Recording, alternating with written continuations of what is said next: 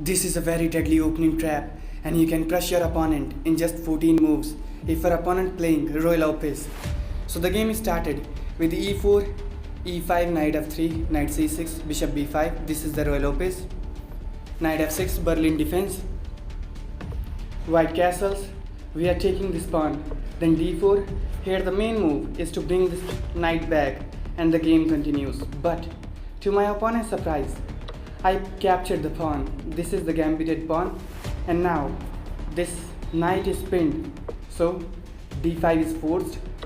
Then knight takes d4. There is so much pressure on this knight, and eventually this pawn is getting pushed, and I am losing this knight. So everything is falling. But we have this bishop d6 move. Now what is the catch? Here knight captures is the reasonable idea, saying okay, if you capture my knight, then bishop captures, simply fork this king and the rook, and simply winning position for white. So obviously we are not going to capture, and we are sacrificing another piece, and now this is in check. My opponent played this move, but obviously this is a lost position. Now the queen is joining the attack and threatening a checkmate in one, so you'll have to do something. And my opponent plays the blunder with this move, and now this check, king is getting out, and this bishop check, forking both of them. Obviously this is not a fork, this pawn can be pushed, and I just castled here. Now this is attacked, and now this pawn cannot capture this knight because it is pinned. So my opponent played the most safe option by capturing the bishop. Now I captured the knight. This is not the strongest move, but I captured it.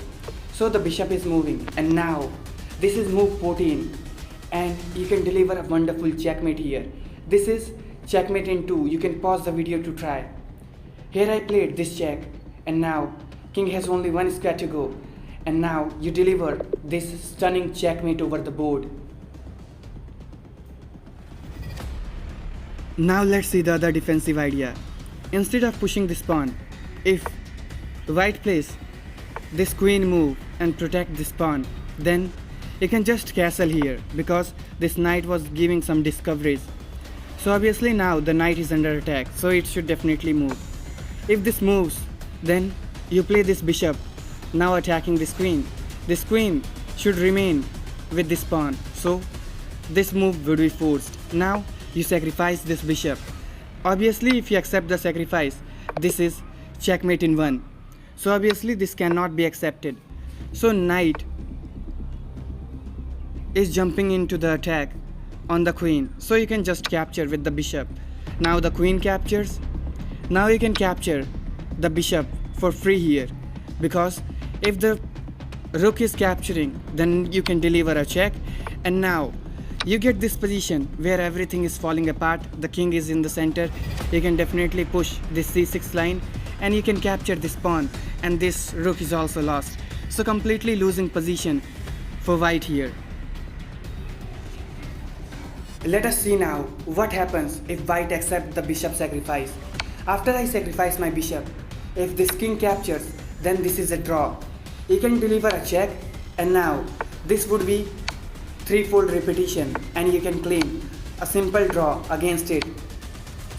And now you can see white was suddenly winning this match, and you snatched a complete draw here. Now let's see the accurate defense. If your opponent wants to defend it correctly, then how it should be applied. After this move, king should be brought here, and now you deliver this. You are threatening some discoveries with this move. The best move here is to capture it.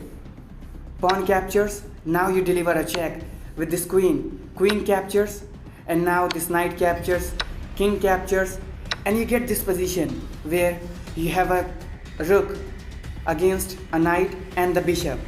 So obviously, and you have 2 pawns extra. So obviously this is perfectly playable position. Even if your opponent plays the absolutely strongest move recommended by the engine, you cannot lose this position by force, and you can still fight till the end. White is slightly better, but you can still crush your opponent if you get your pawns to victory.